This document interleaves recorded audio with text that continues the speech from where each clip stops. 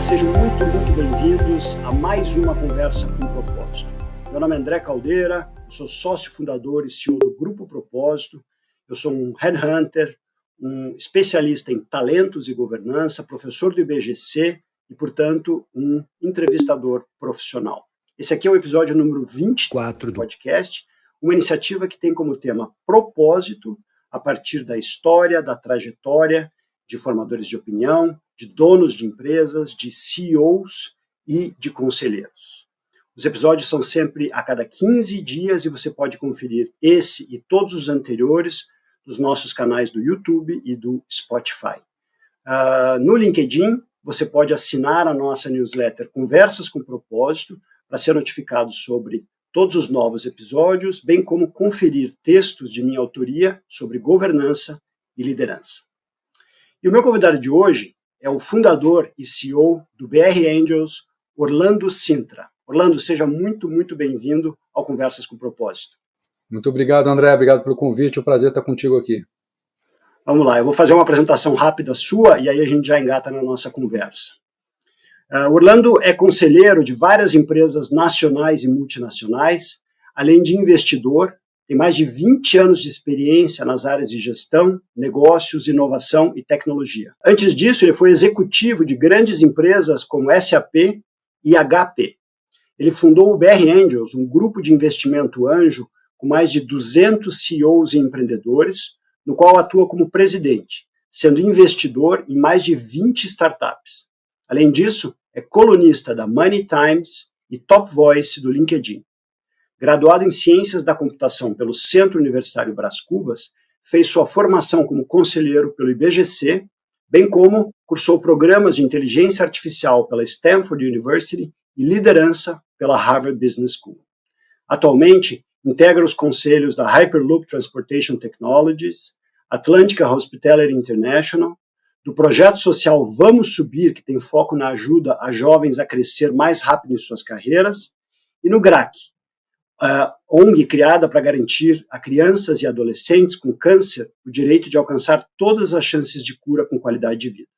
Além disso tudo, é curador de programas de formação da HSM University.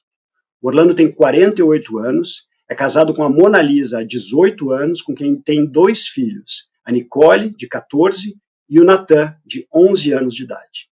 No tempo livre, o Orlando gosta de assistir filmes e séries, gosta de se exercitar, de boas viagens com a família e também de um bom vinho. Orlando, vamos lá. Eu tenho muitas perguntas para você, mas eu queria que, para a gente começar, você trouxesse um momento da sua vida, pessoal ou profissional, que de alguma forma foi marcante na tua trajetória e ajudou a definir quem você é hoje. Legal. André, de novo, obrigado pelo convite, por estar com vocês aqui. Agradeço a todos que estão assistindo a gente aqui. Eu acho que tiveram vários momentos marcantes durante a minha carreira, vida pessoal, profissional. Eu nunca vi grandes separações da vida pessoal e profissional. Eu sempre tive uma dificuldade grande. Para mim, essas duas coisas sempre foram muito grudadas, muito juntas. Mas eu vou te trazer um período que eu acho que uniu as duas coisas, né? E foi um período em que eu estava mudando, foi um período antes desse meu período empreendedor, foi um período mais como executivo, onde eu fiz uma mudança de trabalho. Eu saí de uma empresa onde eu estava numa posição boa, mas tive uma oferta de trabalho para uma posição melhor ainda. Comprei essa mudança, entrei na empresa e infelizmente as coisas não foram como eu esperava. E ali eu aprendi o que é a importância de você estar na cultura da empresa, você tem um fit cultural com a empresa, né? Até aquele momento, por incrível que pareça, eu achava que entendia daquilo, mas eu não entendia daquilo. Então, não foi. Tudo aquilo que a empresa prometeu para mim que eu teria, não aconteceu, não do ponto de vista financeiro, tudo aconteceu, mas do ponto de vista de autonomia. Ela queria ali um agente de mudança, eu entrei com muita vontade, eu era mais jovem do que eu sou hoje, me considero ainda jovem, mas muito mais jovem, eu queria fazer mudanças muito rápido, e a empresa não tinha essa cultura. Então, resumo da ópera, quase 7 meses depois eu saí, né? Fiz um acordo, saí, deu errado. E aí eu me vi no mercado, me vi com uma filha, que é a Nicole, que tinha 2 anos de idade, então nós estamos falando aí de 12 anos atrás, onde eu fiz uma mudança, não deu certo, eu voltei para o mercado.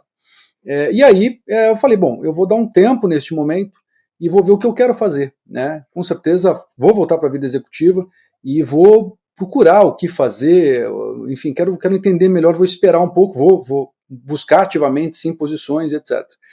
E eu falei, eu vou ficar 3 meses sem fazer nada, né? Essa é a minha decisão agora, graças a Deus financeiramente eu consigo me sustentar bem, minha família, vou ficar 3 meses sem fazer nada. E eu comecei a fazer tudo que eu não podia ter feito até então, eu comecei a trabalhar com 14 anos, nunca parei de trabalhar, então eu tive ali um momento meu, falei, poxa, eu vou levar minha filha na segunda-feira no parque, coisa que eu nunca fiz, eu vou no cinema, coisas que eu gosto demais, vou no cinema na terça-feira, num horário que não vai ter ninguém na sala, então eu vou tomar um vinho na quarta-feira, que eu nunca tomei vinho na quarta-feira durante o horário do expediente, vou fazer coisas que eu nunca fiz, porque isso vai ser uma delícia, durante 3 meses eu vou, enfim, me permitir.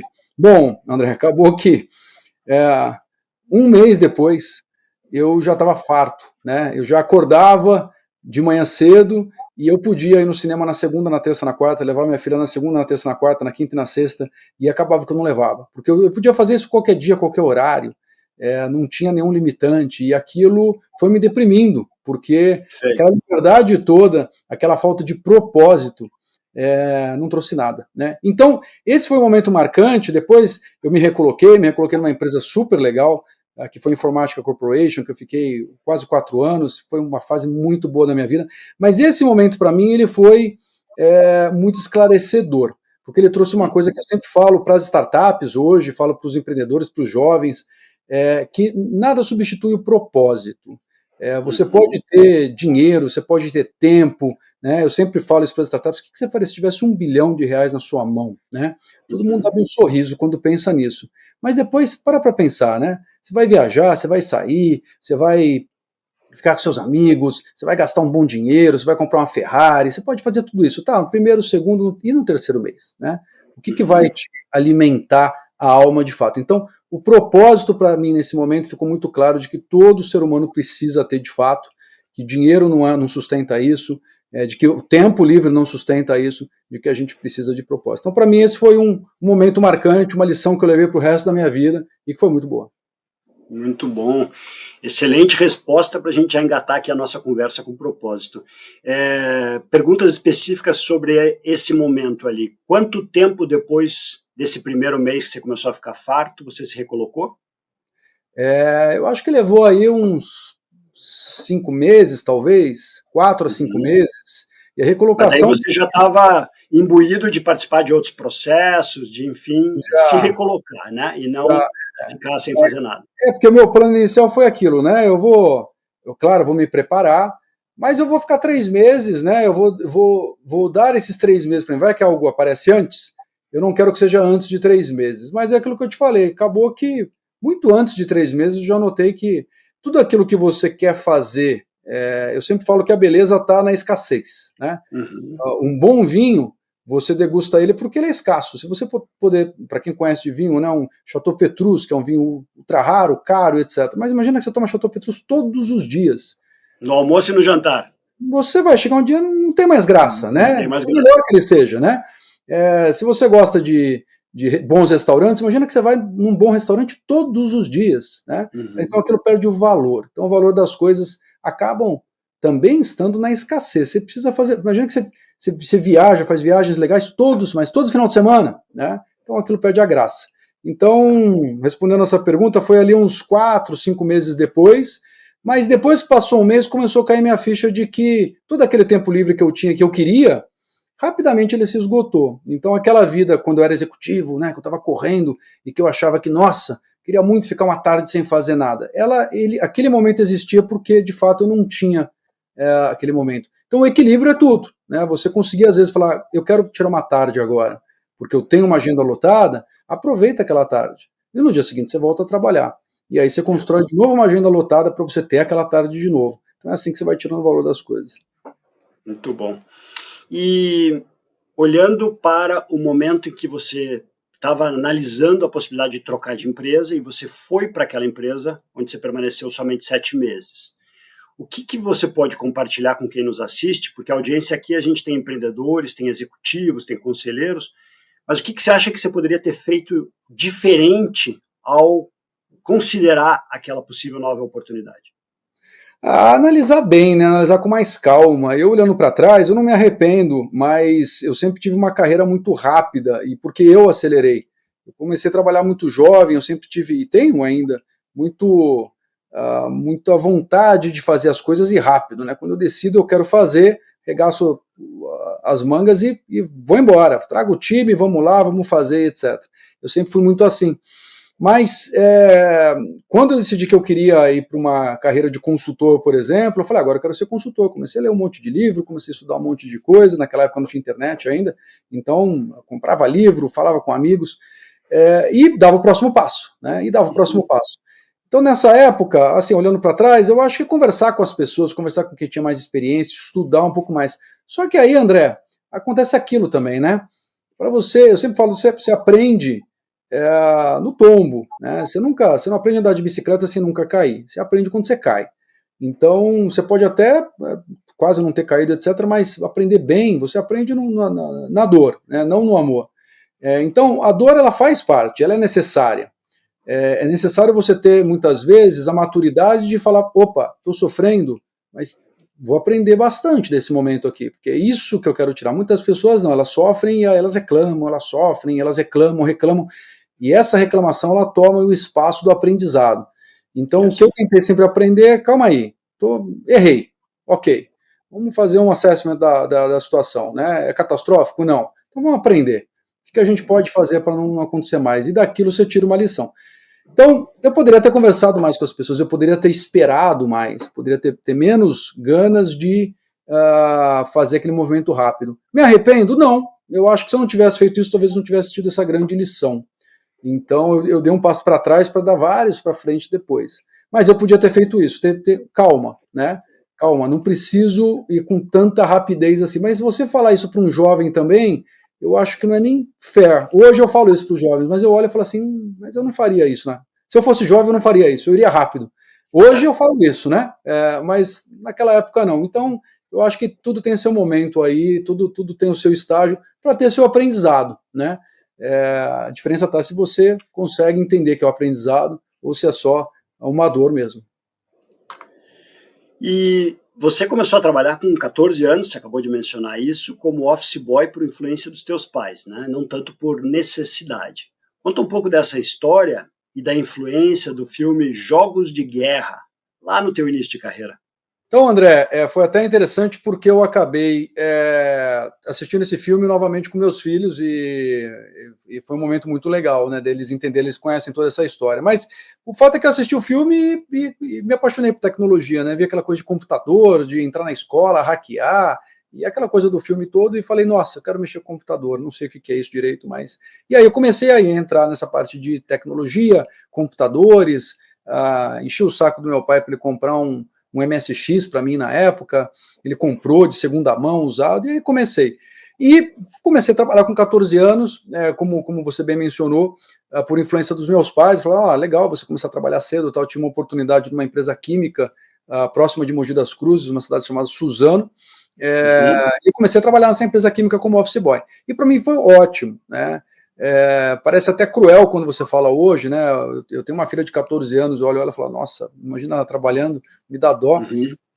E tenho certeza que meus pais também olhavam assim para mim, mas você aprende muita coisa, né? Eu sempre falo que enquanto você não trabalha de fato, é difícil você entender um pouco como é que funciona o mundo, né? Você pode estar cheio de ideias e tal, do que é justo, do que não é justo, mas quando você começa a trabalhar, quando você tem o seu primeiro pagamento ali, ganha R$2.000 ali, R$1.000, R$1.500 e trabalhou 30 dias para isso, você valoriza. Então, trabalhar para mim ele está muito associado à recompensa, a essa dor, né, do que você faz, como é que funciona, a entender como as pessoas se relacionam, como é que as pessoas são, como funciona um ecossistema.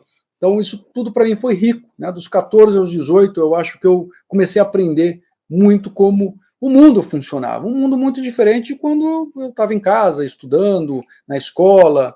Então, eu comecei a me distanciar muito desses meus amigos que não trabalhavam, né? Porque era outra filosofia, era outra cabeça, era outra coisa.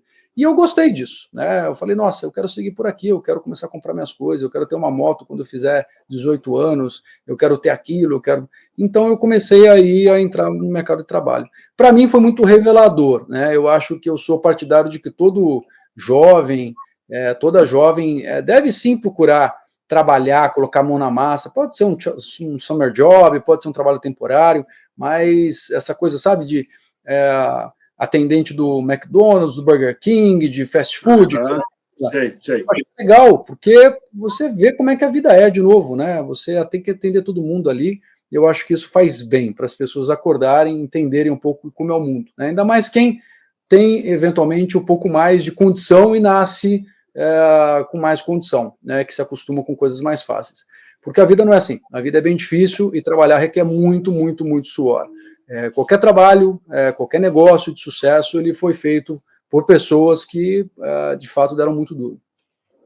Sabe que eu te ouvindo, me lembro daquele ditado, mar fraco não faz peixe forte. É isso aí. Eu acho que tem a ver com aprender nos desafios, nos momentos de maior dor, de menos tranquilidade, mas também de esforço para poder, de alguma forma, auferir a recompensa, né? Uma coisa que eu sempre, assim, mais uma vez, adoro filmes, né? Quando você vê a história dos grandes esportistas, né? Ou você pega esportistas como Cristiano Ronaldo e outros, a gente costuma ver sempre esses esportistas formados, né? Eles já estão ali. Então, o Michael Jordan, ele já nasceu arremessando bem e sendo uma estrela? Não, ele começou do nada, teve que se provar, ele não era ninguém, então ele treinou muito, foi lá, foi atrás, e alguém olhou e falou, opa, esse cara tem talento, e mesmo depois disso, continuou treinando, e treinando, e funciona assim com todo mundo. É que nós olhamos já o esportista nato ali, que claro, o Messi, que tem muito talento, achando que é só isso, não é só isso. Então tem muito trabalho, mesmo para quem tem o dom, em volta. Então sempre falo isso para todos, olha, não adianta, você não tem fórmula mágica, né? Tem dor e tem ganho, né? No pain, no gain, aquela coisa você tem que fazer, tem um hard work. Trabalhar com a cabeça também, né? Mas você tem que querer e tem que se preparar, tem que trabalhar. E quando você faz isso, acontece aquela coisa, né? Aí você tem sorte, né? Aí a sorte, ela aparece. Quanto mais eu trabalho, mais sorte eu tenho, né? É isso aí. Antes de fundar a BR Angels, você atuou por mais de 15 anos no mundo corporativo. Quais são os teus maiores aprendizados nesses aproximadamente 6 anos de BR Angels no mundo do empreendedorismo? Bom, André, são dois mundos bem diferentes e eu acho que totalmente complementares, muito rico. Para quem tem oportunidade, eu acho que o BR Angels acaba abrindo essa porta para muitas pessoas, principalmente do lado executivo, do lado de C-Level, board member, você é conselheiro, você sabe do que eu estou falando. Quem está mais desse lado das corporações acaba não conhecendo muitas vezes o lado dos empreendedores, das startups. Isso. Quando eu fundei o BR Angels, eu acabei percebendo muito isso, né? Porque eu era um desses, né, que era bicho corporativo, eu sempre falo, sempre fui um animal corporativo, a carreira toda, fiz o meu pé de meia aí, só que eu, por estar em inovação, eu já investi em startups, gostava disso, entendi um pouquinho desse lado também. Quando comecei a investir em startups, eu falei, poxa, isso é muito legal, porque eu olho o balanço dessas empresas, olho um DRE de uma startup, um business plan, e eu, normalmente, quando eu estou do lado corporativo, os números começam em milhões, né? Não tem uma unidade antes de milhões. Quando você olha em startup, eu não sabia, eu olhava o número, eu perguntava, mas está em que unidade aqui, né? Como tá em unidade? É o que está aí. É ordem de grandeza. Essa daqui mesmo, né? Está em reais ou em dólar? Não, é em reais, o número é esse mesmo, é mil, não é 1 milhão. Eu falava, mas é muito pouco. Então você descola um pouco da realidade quando você está no mundo corporativo, né? Você usa cartão de crédito corporativo, você tem os benefícios da empresa corporativa, você até se acostuma mal muitas vezes. Quando você vai para um da startup, você desceu vários degraus, mas você está na raiz da coisa, você vê como é que aquela grande empresa ela começou, né? Então é muito rico isso. Então, para os executivos, eu sempre falo, às vezes o BR Angels, como eventualmente todo o ecossistema de inovação, ou um grupo de investidor anjo, ele pode ser uma segunda carreira, né? Você entra ali e você vê ali um mar de coisas que você acaba aprendendo, se relacionando com pessoas que são muito legais e que eventualmente revendo pessoas que você já conhece, mas aprendendo ali uma carreira nova, né, uma coisa que você até então não tinha tocado, e podendo eventualmente até investir e ter algum retorno como investidor anjo em cima disso, além de ter o give back, né? Eventualmente você é uma pessoa que já teve sucesso, já tem o seu pé de meia, e aí você devolve um pouco disso também através de aconselhamento, etc., para as startups. Então, assim, eu aprendi muito e continuo aprendendo todos os dias com esses executivos, executivas, board members que estão no BR Angels, hoje são um grupo de mais de 400 pessoas, então aprendo muito com eles, e com as startups do outro lado, né? E quando a gente faz mentoria, você sabe, se dá mentoria, você acaba aprendendo também, sempre que você fala alguma coisa, você aprende. Coisas que do meu mundo executivo eu aprendi e hoje também eu replico. Então, as coisas se complementam muito, né? Não são dois mundos completamente opostos, são bem diferentes, mas eles se unem. Eu sempre falo que uma startup, na verdade, o anseio dela é um dia ser uma grande corporação. E toda grande corporação, o anseio dela é rodar como uma pequena startup, mas tendo a musculatura financeira e os objetivos de uma grande corporação. Então, essas duas coisas estão relacionadas e bem relacionadas. Eu li uma entrevista sua, preparando aqui para esse nosso bate-papo, onde você falou o seguinte sobre a BR Angels. Não somos ONG, precisamos dar retorno financeiro, mas temos o propósito de devolver algo. Queremos compartilhar conhecimento, pegar pela mão, fazer com que outros empreendedores tenham sucesso também. A gente quer o bem das startups e do empreendedor. E aí eu te pergunto, num mundo tão curto-prazista e pautado muitas vezes somente pelo retorno financeiro, como é que vocês lidam no BR Angels com as pessoas, com os seus sonhos, os sonhos delas, no caso, e a viabilização dos projetos, das ideias de empresas? Legal, muito legal. E muito legal, parabéns por esse trabalho que você faz, que vocês fazem aí, André, de estudar, né? O que o mercado já tem é fabuloso. Isso Porque aqui, sabe, em cada episódio eu tenho um bloco são perguntas que eu, obviamente, fazendo essa pesquisa prévia, quero saber de você, e depois a parte final a gente tem um bloco que são perguntas comuns a todos, mas aqui são as perguntas para o Orlando mesmo, né? Legal, legal, parabéns. De fato, assim, no BR Angels, primeiro nós avaliamos startups de todos os segmentos, mas uma coisa é fato, isso, nós investimos em startups também de propósito, sim, mas elas devem gerar algum valor, algum retorno, né? Startups puramente de propósito que não vão gerar valor financeiro, dificilmente a gente consegue ver um modelo ali. Por quê? Porque se ela não vai gerar um valor financeiro, dificilmente alguém vai investir nela também, não investindo ou não fazendo um M&A, a gente não tem uma saída. Então, o nosso objetivo, quando a gente olha, hoje o BR Angels é um ecossistema de inovação e também investimento em startups. Então, tem tudo isso, né? Ele é muito maior do que quando começou. Tem relacionamento, tem eventos, tem um investimento também em startups. Não, se você quiser entrar no BR Angels, mas não investir em startups, não tem problema nenhum. Você pode estar lá, pode avaliar, pode ver, etc. Você não precisa ter nenhuma obrigação de investir, isso faz parte do investimento anjo. Agora, nós fazemos essa busca pelas startups e até uma curadoria usando esse capital intelectual, essa inteligência coletiva, né, das pessoas que estão lá dentro, que é muito poderosa. Queremos sim startups que deem retorno. Por quê? A gente investir numa startup que tem um valuation de 5 milhões, se ela subir esse valuation para 50 milhões, a gente saindo ali são 10 vezes de retorno. Então, esse é um propósito financeiro do investidor anjo, como qualquer investidor anjo. Ok. Quanto tempo isso vai acontecer? Em anos. Muito provavelmente em anos. Você pode dar a sorte de ter isso em meses? Pode, mas é uma sorte. Então, assim, a primeira coisa, o investimento anjo, ele requer muita paciência. Ele não é um investimento que tem liquidez. Esquece liquidez. Você sabe quando você vai entrar, você não sabe quando você vai sair. No BR Angels, nós buscamos fazer secundárias, trazer, eventualmente, quem quer sair com um múltiplo menor, porque é um investimento que já valorizou alguma coisa e outro quer entrar, a gente consegue fazer isso dentro de um próprio mútuo de investimento. Então, nós proporcionamos isso, mas tem que ter paciência. Se você quer ver valorizar, você tem que ter paciência. Isso é pré-REC. E com essa paciência também vem o entendimento do empreendedor.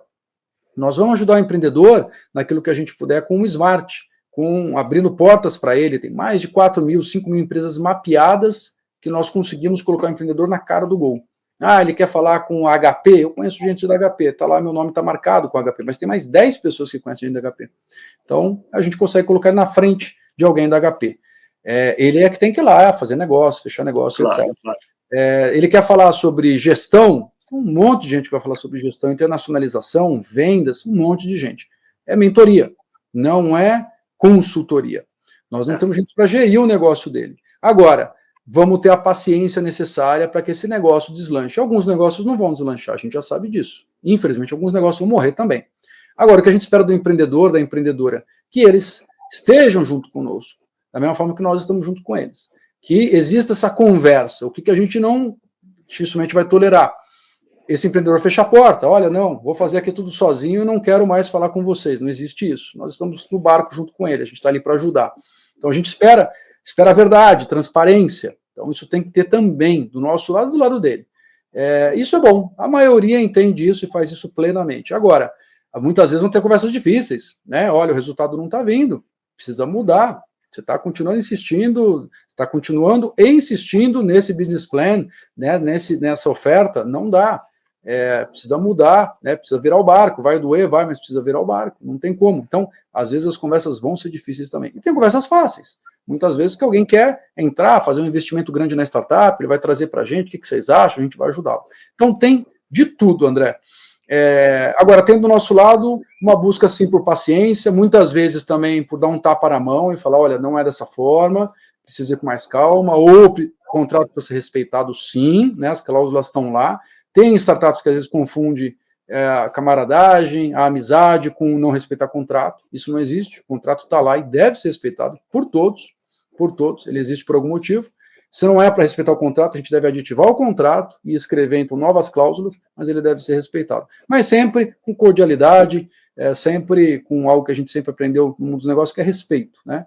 E a nossa fama, que a gente preserva muito, vem daí, né? A gente procura tratar todos com respeito, com humildade, mesmo aquelas startups que não são ainda investidas do BR Angels ou que não chegaram no momento em que faz sentido a gente seguir em frente. Então a gente procura dar esse give back que eu falo, é sempre deixar algum valor para a startup. Então, se ela não está sendo investida agora, vamos explicar para ela por quê, vamos tentar ajudá-la e falar, olha, como é que ela pode ter sucesso no mercado, que não seja com o BR Angels, que seja com outro. Problema zero, a gente quer que ela tenha sucesso, não precisa ser conosco. Se o nosso empreendedor não está indo bem, vamos ajudá-lo. Se uma startup não vai bem, vamos ajudar esse empreendedor. Ele já está com 45 anos de idade e não está indo bem, vamos sentar com ele, vamos ver, olha, é isso mesmo que você quer? Não está dando mais? Vai fechar as portas? Paciência, né? O nosso negócio é de risco, a gente vai perder o dinheiro, ok, mas a gente não quer que você fique infeliz aqui também. Então, melhor isso, ele nunca enganou ninguém, né? Nunca falou nada de errado, então tem essa conversa também, porque são momentos, a gente tem que entender, de novo, né? Tendo do outro lado um empreendedor que também é justo, também é fair e entende.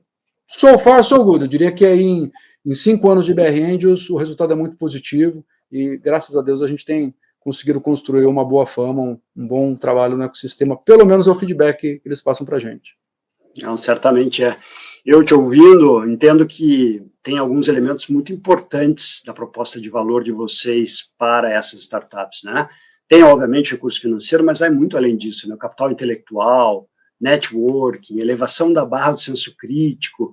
E tem uma coisa que a gente vê muito em diferentes empresas, dentro do meu dia a dia, né? Nas nossas empresas aqui do Grupo Propósito, que é o viés inconsciente da proximidade. O cara que tem a ideia, ele é apaixonado pela ideia, e muitas vezes ele perde o critério prático de eu posso ir até aqui, eu vou precisar mudar, porque ele está apaixonado, e para ele aquilo é a coisa mais, para ele ou para ela, né, empreendedor ou empreendedora, é a coisa mais linda do mundo. E quando você tem alguém de fora com esse calibre, né, de investidores e de capital intelectual, a barra de senso crítico, ela se eleva de um jeito muito poderoso, não é? E se eu puder complementar, André, tem isso que você falou, que acontece, é super importante, é a mais pura verdade, e tem um segundo fator também, que agora eu posso dizer que nós temos usado muito. Imagina que nós temos mais de 200 startups inscritas no website do BR Angels por mês. Todas as inscrições entram via website, mesmo as recomendações. A cada mês 200 novas. A cada mês. Isso dá, no ano, em média, 2.500 startups, mais ou menos. É um volume bem legal, o volume que a gente persegue. Algumas vêm atrás do BR Angels, outras nós vamos atrás dela, então tem de tudo. Mas é um volume, que eu diria que é um volume, olhando o ecossistema como todo, um volume muito bom. Hoje nós temos membership corporativo, né, as corporações que querem entrar no BR Angels, um dos atrativos muitas vezes é esse, elas querem também entender ou se nutrir desse deal flow, ou pegar um recorte desse deal flow, então isso é um valor que a gente tem ali também. Ali, obviamente, na base das 400 executivos, CEOs, etc. Mas, então, nós acabamos, de alguma forma, olhando essas startups e analisando as que nós investimos, que são 35, temos 5 exits, 5 saídas parciais / totais, já é um número bem legal também, ou seja, saíram com algum retorno maior do que um. Tivemos um último agora muito bom, não posso divulgar ainda, porque a startup não divulgou no mercado com que ela fez investimento, mas a gente já saiu, vamos divulgar em breve. E temos 2 write-offs, 2 startups que morreram.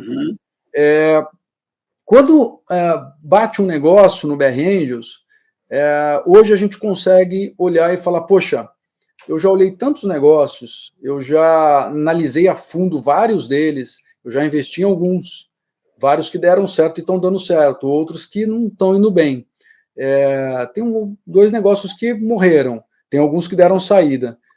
E tenho 400 pessoas aqui que a gente está toda hora trocando ideia, analisando, vendo, fazendo pitch. A gente faz pitch night com 4 startups a cada 15 dias. É muita coisa, né? A gente faz isso remoto. Que a gente, quando pega uma ideia, uma startup, você já coloca em vários templates pré-formatados e fala, poxa, esse segmento, isso aqui a gente já viu, não viu, isso aqui dá certo, isso aqui é o alerta, está aqui, esse daqui é investidor solo, é um problema, esse daqui é casado, mas se ele é casado, a gente já teve um caso aqui de um investidor que era casado e deu problema porque eles se divorciaram depois. Então, não é nada que você possa colocar e falar, poxa, vira um score ou é algo que a gente vai automatizar. Mas são pontos de interrogação, são question marks, que a gente acaba olhando e falando o que a gente precisa olhar a fundo. Isso aqui tem a saída mais complicada, isso aqui a gente já sabe que é difícil alguém investir, isso daqui alguém pode comprar. Então hoje eu posso te dizer com propriedade, é muito mais fácil a gente bater o olho e falar, já tenho aqui 10 temas que a gente precisa olhar com cuidado, que não são óbvios, né? Tirando o óbvio. Coisa que 5 anos atrás a gente não tinha, obviamente. Então, além do que você falou, eu acho que esse é um ativo que hoje, para a gente, fica muito mais fácil olhar, observar, e muito mais difícil a gente investir. Porque cria aquele bias de falar, poxa, será? Né? Por outro lado, quando a gente acha alguma coisa que é muito legal, a gente fala, opa, essa daqui vale comprar o risco, porque sempre vai ter um risco, mas essa daqui é que nós vamos investir. Fizemos aí no ano passado cerca de 6 investimentos. Faz todo sentido, né? É o repertório, a experiência que vocês acumularam e a comparação em relação às experiências que vocês já viveram, né? Isso acho que para qualquer negócio isso tem valor, em especial para esse foco de vocês.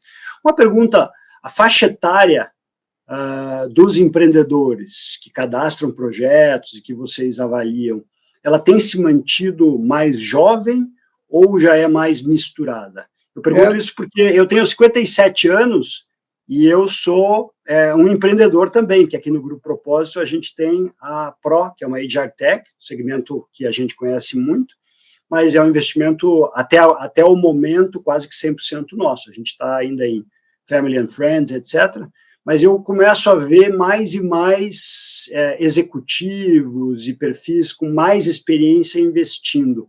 Isso aparece aí no hall dos projetos cadastrados no BR Angels? Aparece. 2019, 20, principalmente 20 e 21 foram anos, por conta do boom, muito dinheiro no mercado, muitas startups surgindo, nós, em que essa faixa veio para baixo, né? Tem muita gente jovem, não, vou criar uma startup, uma ideia legal, junto 3. Eu acho que também muita gente fala pouco disso, muitos pais incentivando os filhos a falar, não, vai lá e cria sua startup, né? Eu tenho um amigo que é investidor, a gente coloca dinheiro, então o sonho de muitos pais, muitas vezes, é igual, né, o filho ou a filha canta, não canta lá, vai no teatro, você vai ser atriz, ou joga futebol, vai lá, joga. A mesma coisa aconteceu em 2021 com startups. Não, monta a sua startup que a gente apoia. Mas isso logo se desmontou depois que o dinheiro ficou mais escasso. Hoje em dia, eu diria que 35 anos para cima é a faixa que a gente encontra, puxando para cima, tá? De 40 a 45. É normal. No BR Angels a gente nunca... gênero, idade, isso é uma coisa que a gente nunca olhou, né? Essa pergunta me veio muito, né? Mas você investe em startups lideradas por mulheres? Sim, investimos, mas a gente nunca focou nisso, é consequência. Acontece que no final, né, a gente investiu na startup e a fundadora era mulher. Uma das saídas que nós temos é de uma startup com fundadora mulher, mas a gente nunca investiu numa startup por esse motivo. Da mesma forma, a idade dos founders, a gente nunca olhou isso. A gente olha se é maduro, se não é. Então, se é muito jovem, tenha normalmente a falta de experiência, né? Se é um pouco mais maduro, tem aquela coisa de o quanto essa pessoa está calcada para aguentar não se cansar, né? Porque, poxa, aquele negócio tem que dar certo, então esse negócio tem que ser um negócio da vida. Mas muitas vezes esse empreendedor mais maduro já está com o seu pé de meia feito também. Então ele está mais seguro. Isso pode ser bom, pode ser ruim, pode tirar um pouco também do apetite da startup, pode ser um lifestyle business. Não, só estou fazendo um business aqui para ter alguma coisa para brincar. Então é aí que eu te falo que nunca é uma análise de checkbox, é uma análise que você tem que entrar e entender bem quem são as pessoas. Mas na média, para cima, tá? Tem puxado para cima assim, o que eu particularmente acho bom, porque você tocar um negócio requer experiência. Então, e você acha que tem alguma correlação, Orlando, com essa faixa etária mais alta, aliás, entre a faixa etária mais alta e talvez uma certa escassez de investimentos? Eu não acho que tem a ver com... Eu vou te responder o contrário. Eu acho que muito investimento no mercado, muito dinheiro solto, puxa para uma faixa etária mais jovem. Isso, tá? É exatamente isso. Não sei se o negativo é verdade, mas eu vou te falar que, na minha análise, quando você entrega um dinheiro ali e fala, agora tem dinheiro a rodo e vamos lá, aí vai atrair um público mais jovem. E uma taxa de mortalidade mais jovem, maior, mais alta também. Essa correlação eu vejo. Agora, não é de tudo ruim, porque é sangue novo, né? Gente nova ali, está começando, e eventualmente esse empreendedor de primeira não vai ter sucesso, mas ele já adquire uma experiência que no segundo startup dele ele vai embora, porque aquele sangue empreendedor, né, foi para frente. O outro lado também é verdadeiro, esse jovem que entra às vezes agora no mercado de trabalho e vai trabalhar numa empresa maior, estruturada, ele também adquire experiência. E aí ele pode, com seus 30, 35 anos, e fundar a sua startup. Então, não sei qual dos dois caminhos é o melhor, tá? O que eu ia mencionar anteriormente só é que, para mim, o melhor é o mix, muitas vezes. É você ter sócios numa startup, founders, co-founders, num mix em que você tem, sim, pessoas mais maduras, mas pessoas mais jovens também, e elas acabam se complementando. Porque aí, muitas vezes, você tem aquele jovem ali, a jovem com mais energia, e que vai puxar um lado, sei lá, mais comercial, ou vai ter essa cabeça mais, poxa, vamos olhar um lado mais de influencer da startup, de divulgar assim, etc. Vai ter uma pessoa mais madura que vai falar, olha, nem tudo são flores, calma aí, né? A gente tem que proteger o cacho aqui, tem que fazer aquilo ali, etc. Então, eu acho que esse mix, às vezes, ele é interessante. Mas, de novo, sócio é sócio, né? Então, você tem que escolher com calma também, e eles nunca se formam por pessoas que você recruta, né? Normalmente se formam pessoas que se conhecem e decidem ter um sonho conjunto aí. Muito bom. E qual que é o maior pecado que o empreendedor pode cometer ao fazer um pitch para o BR Angels? A arrogância. Esse eu falo, né? Tem vários, né? Tem vários pecadinhos assim que são normais e acontecem, mas eu acho que o principal é assim. Eu acho que o empreendedor ele precisa ter muita segurança, né, do que ele está falando, ele precisa passar segurança. Ele muito também ali com o pires na mão, olha, eu não sei e tal, não vai, né? É difícil. O investimento é uma venda. E como qualquer venda, você precisa ter segurança do que você está vendendo, você precisa mostrar que seu produto, seu serviço é bom, que vai crescer, você precisa ter uma proposta de valor. Você não pode mentir, você tem que ser verdadeiro. Agora, você tem que vender, né? Você tem que levar aquele sonho e fazer a pessoa acreditar no seu sonho. Então, todo bom vendedor sabe disso. E ser vendedor não é ruim, né? Muitas vezes os brasileiros têm essa cabeça de que, é o vendedor, isso é papo de vendedor. Não, o americano sabe bem disso. Vendedor não é ruim, né? qualquer pessoa, né, que tenha vivenciado um pouco da cultura americana, vê que o americano ele já cresce tendo uma formação de vendedor, né, a oratória dele, como posicionar a ideia e tal, é de vendedor. Agora, a autoconfiança, essa coisa de ir lá e colocar com uma autoconfiança, de mostrar, se ela é um pouquinho mais exacerbada, ela parte para a arrogância. Então é aí que eu acho que, se o empreendedor transparece isso, para mim esse é um pecado capital, porque daí as pessoas param, não, né? E a gente vai ter problema, porque aí se você pega uma pessoa arrogante, homem ou mulher na sua frente, e aí pelas respostas às vezes você começa a detectar isso, não vai aceitar aconselhamento, tá na cara que está querendo ali só alguma coisa e depois vai ser outra pessoa, então você começa a levantar alguns flags que fica difícil, né? E às vezes é a pessoa, às vezes nas pequenas coisas, o pessoal, não, olha, estamos procurando investimento aqui, mas se não sair com vocês, a gente já tem um outro aqui que a gente vai buscar. Então, ok, né? Se eu não tenho um diferencial para você, você vai buscar. Nos dias de hoje, anteriormente, quando estava aquela loucura de investimento, podia até funcionar. Hoje em dia, né, você pode passar a mesma mensagem de outra forma, né? Sem olha, dúvida. de investimento, nós queremos vocês por isso, o BR Angels tem A, B e C. Claro que vocês não são únicos, tem outras alternativas no mercado, mas vocês são uma das preferenciais. Nós temos um timeline, a gente queria saber se vocês conseguem eventualmente dar um retorno até tal data, porque nós estamos conversando com algumas outras pessoas, né? Com quem estão conversando? Com A e B. Mas, de novo, a gente quer com vocês. Essa é uma conversa. A outra conversa é, olha, se vocês não quiserem, estamos indo para outra. Naturalmente, a gente vai falar, então tá bom, vai para outra. Aí depois, se sobrar alguma coisa, a gente fica. Vai sem piscar. Então, da mesma forma, André, quando você pega um candidato arrogante. Exatamente. E sabe o que é? Lembrar, eu te ouvindo... Você vai lembrar disso. Que um dia, quando as empresas falaram que todo mundo que fazia MBA já seria contratado, você lembra dessa época? Claro. Todo mundo que fez MBA vira presidente, lembra? Que um dia os candidatos vinham com essa arrogância, né? Já viram, fiz MBA, então, se você quiser, você compra meu passe. Que acabou rapidinho nessa fase. Então, são picos. É isso, desculpa, vai lá. Não, imagina, eu ia complementar esse ponto que você traz aí da arrogância, da pessoa que se acha, que vai ter uma dificuldade muito grande de compor um time de sucesso. Porque ou vai trazer um bando de seguidores, de puxa-sacos, mas com um potencial de geração de resultados no mínimo limitado ou enviesado. É isso aí. Sempre digo uma frase, Orlando, não existe super-homem ou Mulher Maravilha, o que existe é a Liga da Justiça. E isso vale para times de líderes, vale para conselhos. Não é possível uma pessoa, hoje em dia, se olhar no espelho e achar que é isso tudo, né? E o outro aspecto quando a gente pensa em aprendizado nesse mundo de tanta mudança, humildade é uma característica de ouro. Ouro. Então, estou 100% na mesma página que você. O Peter, eu não sei se pronuncia Thiel, eu acho que é um dos cofundadores do PayPal e investidor anjo de empresas como o Facebook, atual Meta, e o LinkedIn.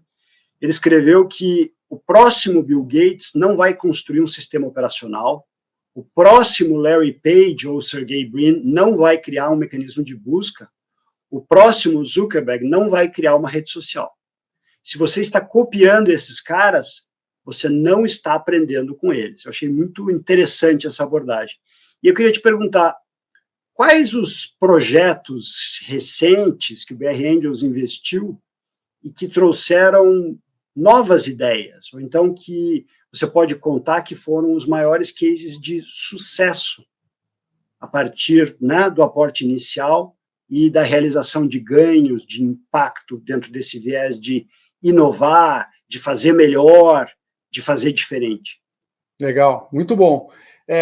De fato, assim, quando você fala, eu acho que tem duas categorias grandes de negócios, André, e que quando a gente avalia, elas ficam claras, e eu acredito que, a não ser que você entre aqui no Brasil num ramo muito forte de Deep Tech, que não é muito nosso viés, tá? Enquanto Brasil, você dificilmente vai cair numa categoria muito disruptiva. Então, startups que sejam muito disruptivas, né? Negócios que você citou, são negócios disruptivos. Né? Você falar de uma SpaceX, vou pegar um negócio grande agora, é muito disruptivo. Né? Você fala de uma Tesla, quando ele começou, até poderia não ser tão disruptivo do ponto de vista de tecnologia, que a tecnologia já existia, mas ele fazia isso em escala, entrar na indústria, peitar os grandes e podemos dizer que ele criou, né, essa indústria do ponto de vista de ser uma indústria relevante no setor automotivo. Ela é disruptiva. E aí, com várias tecnologias, os carros não tinham, hoje já é padrão. Então, o Facebook, Meta, hoje na sua época, então é difícil você pegar startups assim se você não estiver focando nisso. E é mais difícil ainda você fazer isso com startups brasileiras, tá? Por quê? Porque não é o nosso DNA, vamos dizer assim. Onde você vai achar essas startups? Você vai achar no Silicon Valley, tradicionalmente, você vai achar em alguns lugares da Europa, Israel, dependendo do ramo que você pegar, do segmento que você olhar. Então, a gente, no começo, nós estávamos o BR Angel estava naquela vibe do unicórnio, né, que era o momento dos unicórnios todos, então, vamos achar o nosso unicórnio e tal. Depois, rapidamente, nós caímos num momento, e eu sempre tentei levar para o grupo, assim como vários membros do BR, que eu sempre falo que o BR Angels, ele nunca será resultado de uma pessoa ou duas, ele é a soma de 400 pessoas. Então, você une conhecimento de várias pessoas e acaba gerando o que o BR Angels é.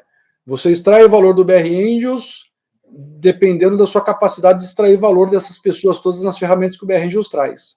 Então, eu extraio muito valor do BR Angels, como? Conversando com várias pessoas que eu sei que são muito inteligentes, muito mais do que eu, conhecem muito mais gente do que eu, e eu consigo unir isso e trazer, dado um resultado ou um problema que eu quero resolver. Poxa, é fantástico. Então, em determinado momento, eu tento unir algumas dessas cabeças brilhantes, mulheres, homens, e saio com alguma coisa ali. Então, lá atrás, em determinado momento, eu parei e falei, pessoal, vou fazer uma reflexão aqui num grupo de trabalho.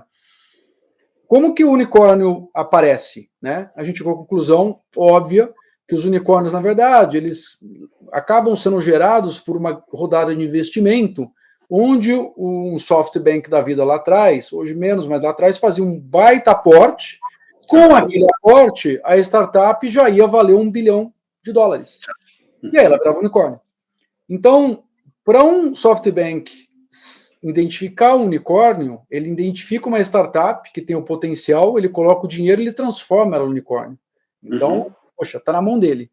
Para quem toma uma rodada antes do SoftBank, também é possível, porque o cara está investindo numa rodada anterior, ele, né, começa a ver as características e tal, já tracionou, já está grande, e aí a gente está falando de aportes de $100 milhões, muito acima do aporte de 1 milhão, 2 milhões, 3 milhões de reais que nós vamos fazer.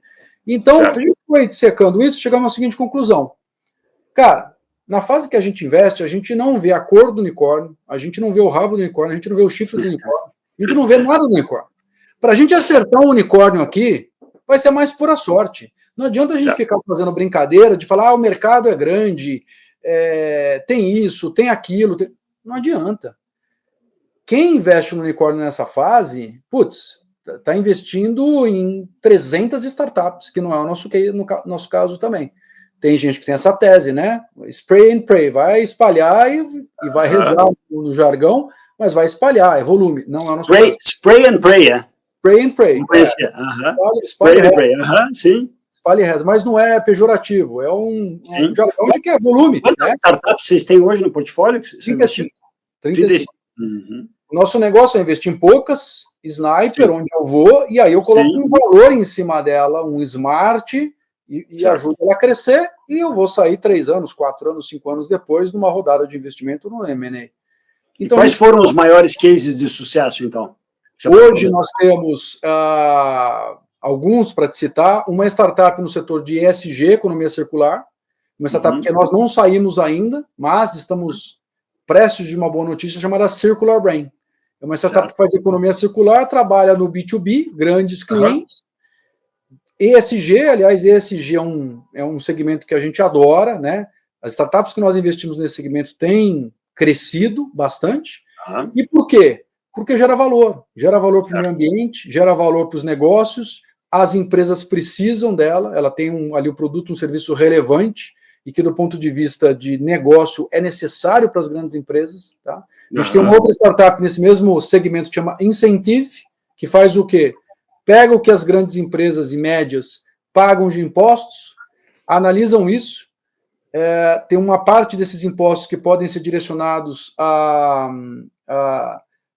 eventos, a causas relacionadas à sociedade, e ela direciona esse dinheiro sem nenhum custo adicional para a empresa a essas causas. Então ela faz o match entre essas duas coisas. Então, se você é uma empresa que paga imposto muitas vezes, você pode estar direcionando isso a um projeto social, fazer o marketing em cima disso para a sua empresa, sem gastar R$1 a mais do que você gastaria pelo imposto que você está pagando. Ela chama Incentive. É uma startup super legal, com um propósito super legal. Temos startups, a gente tem uma startup chamada Autoforce, setor de concessionária, carros, né? Teve uma oferta de compra, quase foi vendida, não deu certo, não foi para frente, mas está tracionando, tendo super bem. No setor automotivo, que é ultra competitivo, está em consolidação, indo muito bem. Temos uma startup chamada Motorista PX, que trabalha como uma uberização de motoristas caminhoneiros e seus caminhões. Indo super bem também, um co-investimento que a gente tem com Randon, GR8 e outros parceiros. Então, esses são cases que nós investimos lá atrás e estão indo muito bem. Aí você fala, o que eles têm em comum? Não são segmentos. Fundadores fantásticos, ideias de negócio que tracionaram, vendas é tudo. Vendas, tracionaram, sabem vender, foram atrás de receita e credibilidade. Estão indo no mercado, estão conseguindo tracionar, estão conseguindo vender, estão conseguindo se retroalimentar. Se quiserem fazer rodadas de investimento, agora fazem, conseguem o dinheiro, e aí tem planos de crescimento forte. Muito interessante.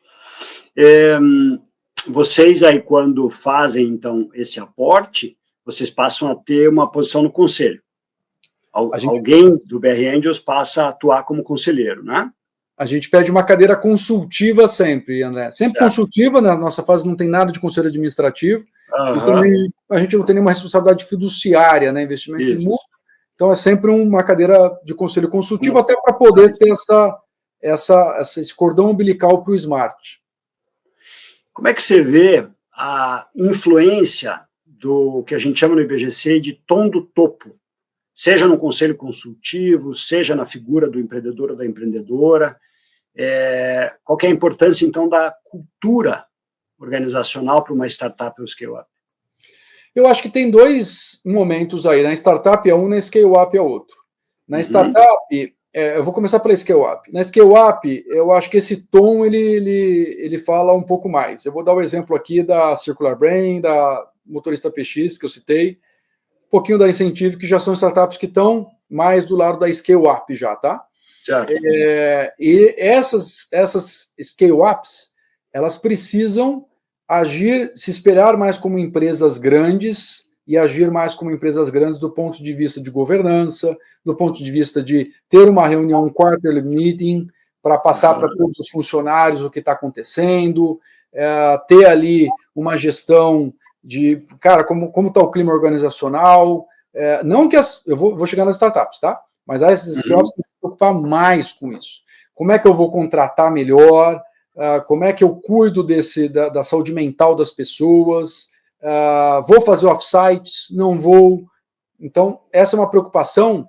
E aí a governança em si, a maturidade da governança, ela é uma preocupação grande dali para frente. Porque ela precisa ter uma base forte, preparada e implementada para escalar dali para frente. Ela já é uma scale-up. Então, ela deve estar falando de 10 milhões por ano para cima, 20 milhões, 30, 40, 50.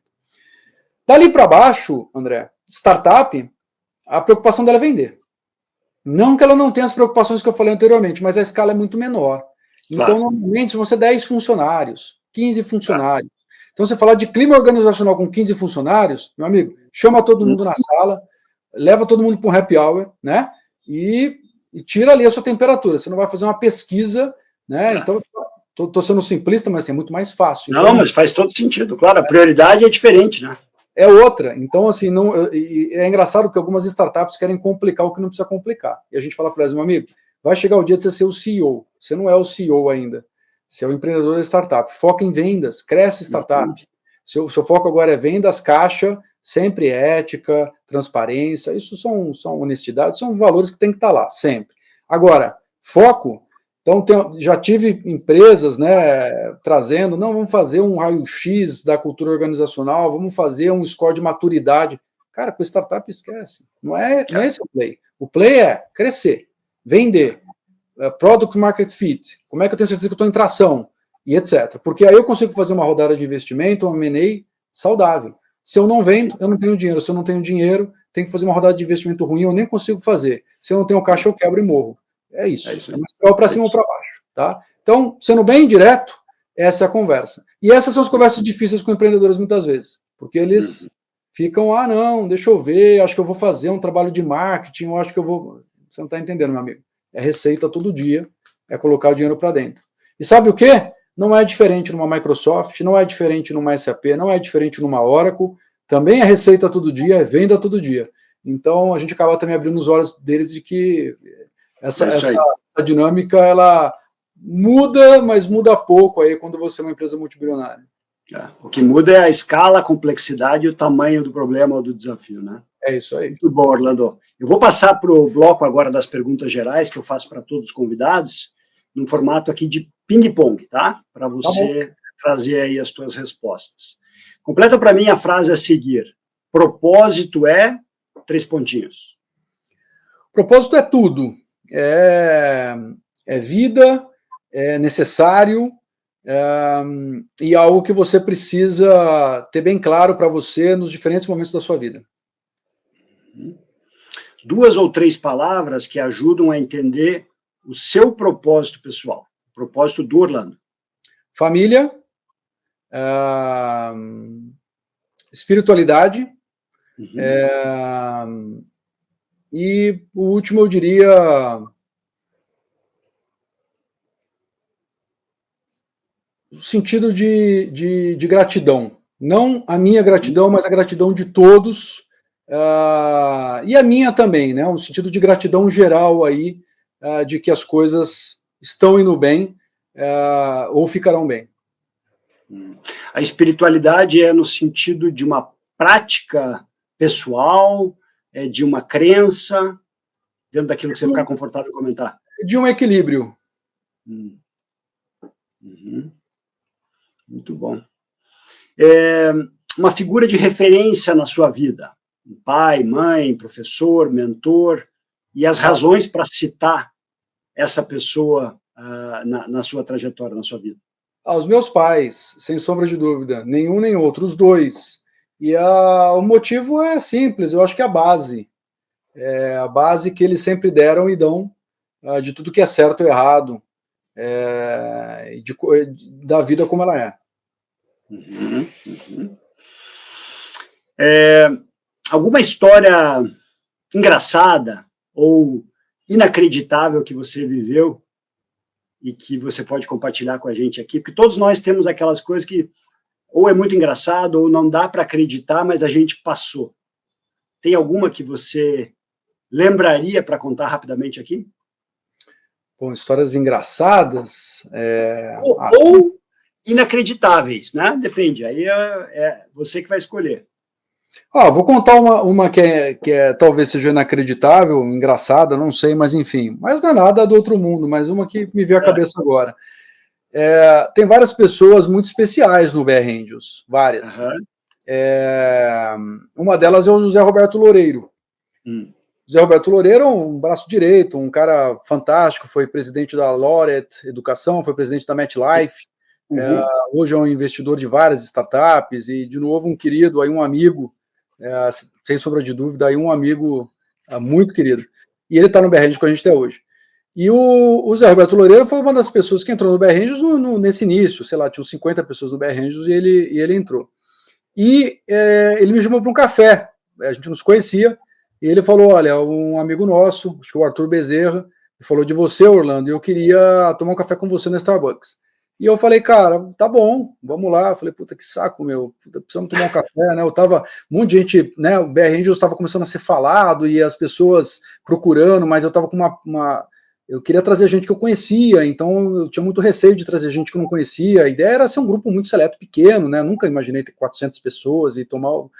Mas o Arthur indicou, eu acho que foi o Arthur, eu falei, tá bom, vamos. Eu falei, cara, mas podemos fazer uma vídeo, né? Naquela época, acho que, não sei se a pandemia já tinha começado, estava para começar.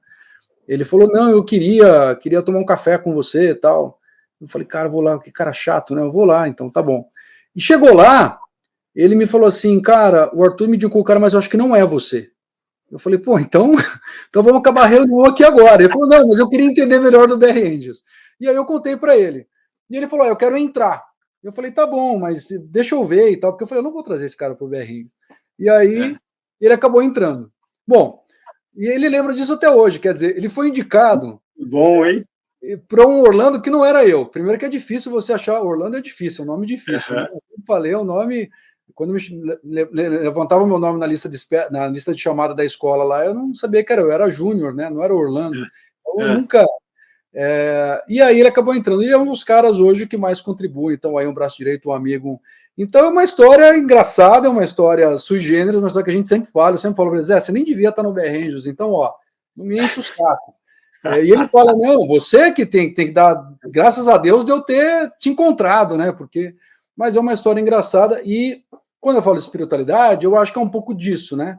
Tem coisas, eu sempre falo que a sorte você trabalha para cima, né? Mas é isso, o destino ele faz as coisas acontecerem, acredito muito. A sincronicidade, né? Eu pessoalmente não acredito em coincidência, eu acredito em sincronicidade. É isso. Agora, tudo depende de você, né? Então, nesse momento, poderia ter acontecido N coisas. Eu poderia não ter aceito, ele poderia não ter insistido, ele poderia ter olhado na minha cara e falado, ih, não é esse cara, tô fora, né? Ele poderia não ter se engraçado com o BR Angels, um monte de coisa poderia ter acontecido. E hoje ele é uma figura no BR, né? Ele é o nosso líder do comitê de compliance, ele está em todas as frentes, Então, assim, se eu olhar para trás, eu falo, nossa, como que ele entrou, né, no BR Angels? E se ele olhar também e falar, nossa, como que eu entrei? É uma interrogação grande, né? Então, essa é uma história que para mim é curiosa, mas para mim estava escrito e nós fizemos com que ela acontecesse também, né? As duas coisas. Grande história, grande história. Se você pudesse convidar qualquer pessoa no mundo, viva ou morta, para uma refeição e uma conversa, quem seria e por quê?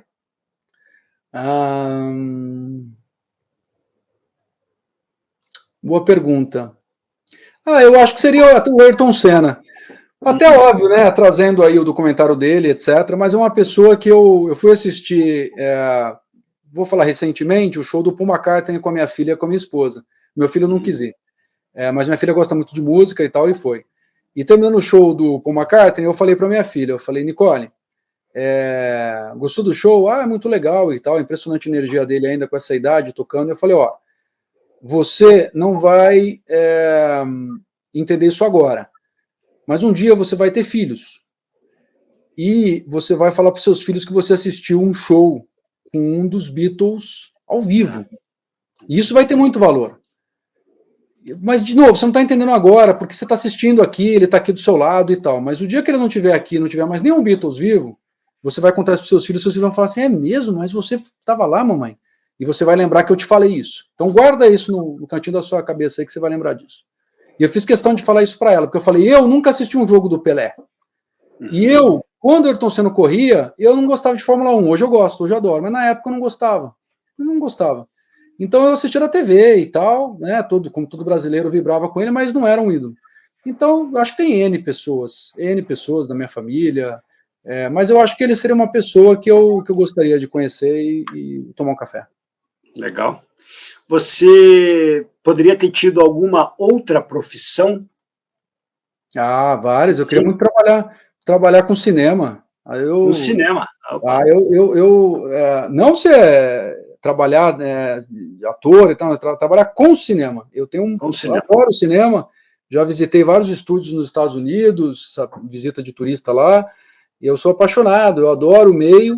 Eu sempre falo que se tivesse alguém na minha família que fosse do meio, talvez eu tivesse ido para esse lado. Não sei o que teria dado, mas eu adoro, eu gosto do meio, eu gosto de ver como as coisas são produzidas. Então, eu acho que se eu fosse para um segundo, assim, do que eu gosto, né? Olhando gostos, não olhando possibilidades, carreira, dinheiro, nada disso, eu acho que trabalhar no meio de cinema me traria muita satisfação. Qual foi o melhor ou pior conselho que você já recebeu? Melhor tem vários. Acho que um deles eu falei aqui, né, de ter paciência, de não andar tão rápido às vezes com as coisas, de refletir, de às vezes tomar uma decisão, mas esperar o dia seguinte para comunicar ou para de fato executar. Mais de 50% às vezes eu abandono. Então eu acho que esse é um conselho que eu sempre levei, mas ouvi de várias pessoas, dos meus pais, daí para frente várias. O pior, é engraçado, eu não consigo lembrar assim de um pior conselho. Não, mas já acho que já puxou aí um gancho bem bom aqui. Mas eu acho que isso é bom, né? Não lembrar de um pior conselho é bom, né? Alguma coisa que não... Significa que você está olhando para o lado positivo. Eu sou muito positivo, é difícil eu ser negativo com as coisas. Eu bato muito na tecla quando é algo negativo para aprender. Claro. Outros. Então, a gente fala, nossa, você é rígido, né? Eu falo, sou, porque eu acho que a gente tem que marcar. Mas daí parou, mas conselho negativo eu não lembro, não. Não lembro. Estamos chegando aqui no final, minutos finais. Você teria alguma pergunta para mim nessa nossa conversa? André, eu tenho várias, mas assim, primeiro eu queria te parabenizar de novo, acho que maravilhosa a sua entrevista, o roteiro que vocês seguem, a pesquisa que vocês fazem. Pergunta que eu te faço é o seguinte, das entrevistas que você fez aqui, qual foi, se você puder falar o nome da pessoa aqui, senão só conta o caso, qual foi o caso mais sui generis, mais engraçado, mais diferente que você ouviu aqui das entrevistas que você fez, né? Ou algo que aconteceu que você falou, meu Deus do céu, né? Como assim? Porque você faz várias perguntas fora da caixa, né? Que é muito legal. Mas já aconteceu alguma coisa aqui que você falou, nossa, né? Por isso eu não esperava. Se você puder falar... eu vou falar assim, tem uma, a primeira que me ocorre aqui é um episódio com a Lara Bezerra. A Lara Bezerra foi CEO da Bayer na Venezuela e ela trabalhava com medicamentos para hemofilia e ela chega na Venezuela com o marido, ela já tinha tentado ter filhos, feito tratamento com o marido, não tinha tido sucesso, e aí ela vai se apresentar como CEO da empresa para todo o corpo de colaboradores. Quando ela termina a apresentação, vem uma pessoa que trabalhava na empresa e diz, eu sou a fulana, eu vi que você não falou de filhos. Ela falou, olha, não consegui ter. Aí ela entrega um cartão para a Lara e fala, olha, eu acho que você devia ir ver essa pessoa. E aí ela vai até lá e era um orfanato. E ela, titubeando, com receio de, expor, tinha muita ferida de não ter conseguido ter filhos. E o marido dela falou, não, se a gente veio para cá, ele já tinha morado em vários lugares, se a gente está aqui em Caracas e alguém vem e diz que a gente tem que ir lá, a gente tem que ir. A tal da sincronicidade. E aí eles começam a conhecer o trabalho desse orfanato, as crianças, e resolvem, então, entrar na fila para adoção. E passam por todo o processo. Quando eles estão na última etapa, a assistente social vai até a casa deles, fazer a visita final, e fala, olha, está tudo certo, vocês vão entrar na fila, mas eu queria comentar com vocês que eu acho que vocês tinham que conhecer um caso específico que a gente tem de 3 crianças que estão, os 3 são irmãos, e o mais velho está, inclusive, saindo, porque está chegando no limite de idade e vai sair aqui da nossa tutela, mas eu acho que eles têm muito a cara de vocês. E eu preciso ser muito claro, eu tenho que trazer o disclaimer, eles são hemofílicos. E ela tinha a vida toda trabalhado com esses medicamentos. E aí ela começa a chorar. Bom, para encurtar a história, ela hoje é mãe dos 3, eles moram nos Estados Unidos, foram para a Índia juntos, então é uma história de arrepiar, sabe? Que legal. É uma história muito bonita mesmo. Quando ela contou, eu me emocionei, ela se emocionou, então aqui não tem gravação, é ao vivo, como você está sabendo. Obrigado aí por contar. Esse episódio está aí, está lá no canal aí, para quem quiser assistir. Vou assistir. História bonita, que legal. Me conta um livro marcante na sua vida que você pode deixar com uma recomendação aqui para quem está nos assistindo. Quando eu era jovem, eu vou falar de um livro que eu li, gostei muito, e que muitos leram, que é O Pequeno Príncipe. Eu li para os meus filhos recentemente. Eu fiz uma coisa diferente, eu falei para meus filhos do Pequeno Príncipe, e eles falaram, a gente já leu quando era pequeno e tal. Eu falei, tá bom. Aí a cada jantar eu peguei o livro em casa, a cada jantar eu colocava na mesa e falei assim, eu vou ler para vocês. E comecei a ler, li um capítulo um dia, e eles pararam e ouviram. E aí nos jantares eu comecei a levar. Eles falaram, puta, papai, de novo, você vai ler aqui? Eu falei, vou. E eu comecei a ler, e li o livro inteirinho. Em vários jantares eu falei no livro para eles. Pequeno Príncipe é um livro que eu gosto muito, e agora mais ainda por ter feito essa brincadeira com eles e ter dado certo. Mas li livros do Paulo Coelho. Agora, um livro de negócios que eu gosto muito e tem criatividade, eu vou trazer aqui, eu sempre falo dele, é um livro que chama Criatividade S.A. Sim. Eu adoro esse livro. Então, claro que tem o viés de cinema que eu gosto muito, então o Criatividade S.A. eu acho que é um dos livros que unem, para mim, negócio, une algo que eu gosto, e a Pixar que eu admiro muito, né? O jeito que eles uniram aí tecnologia e emoção, que para mim não é uma coisa muito fácil de se fazer, eles conseguiram fazer de forma brilhante. Sabe que, voltando para o tema da arrogância, tem um trecho do livro que eu li também e recomendo, que eles dizem o seguinte, um dos lemas da Pixar, você não é a sua ideia. Ou seja, a gente constrói juntos, né? Se eu estou discordando de você, não é porque eu não gosto de você, é porque eu estou procurando alguma coisa melhor, né? Muito bom. Se você tivesse poderes mágicos por 1 minuto e pudesse mudar uma única coisa no mundo, o que você mudaria? A desigualdade, né? Seria maravilhoso. Como? Não sei. Mas você me deu poderes mágicos, é o que eu faria. Claro, boa. E pelo que você quer ser lembrado quando seus tataranetos ou os tataranetos da turma do BR Angels lembrarem do Orlando?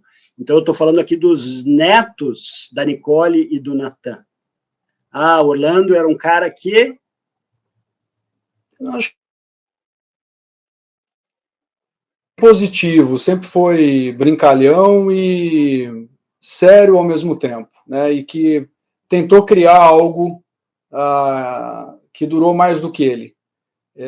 Eu acho que isso para mim seria fantástico. Eu tento todo dia, André, pensar o seguinte, cara, se eu fosse hoje embora desse mundo, qual que seria o saldo? Estaria tudo bem? E se a resposta é sim, eu acho que eu estou em dia. Eu acho que tá. Porque a gente sempre vai ter alguma coisa que a gente quer fazer, uma viagem que a gente quer fazer, um lugar que a gente quer ir. O que a gente não pode ter são coisas que a gente queira falar para alguém ou alguma coisa que, né, é urgente a gente fazer e a gente fica postergando. E essa pergunta me faz refletir sobre isso, né? Claro que todo mundo tem mágoa aqui, tem ali, tem alguma coisa não resolvida, todo mundo tem na sua vida. Eu acho que é difícil alguém não ter nada. Mas se tem alguma coisa que você pode fazer agora, com essa pergunta você fala, bom, isso aqui eu tenho que resolver. E ter algo construído, né, onde os meus filhos, os meus netos possam olhar e falar, que legal, né? E aí, o construído não é o BR Angels, não, se for ótimo, mas o construído pode ser, construiu a base da nossa família, construiu bem a formação dos meus pais, né, dos netos, e por aí vai, é o que para mim basta, né? Eu acho que é o que eu busco todo dia. Hein? Muito bom. E uma frase ou mensagem que é marcante na sua vida para encerrar? Frase ou mensagem?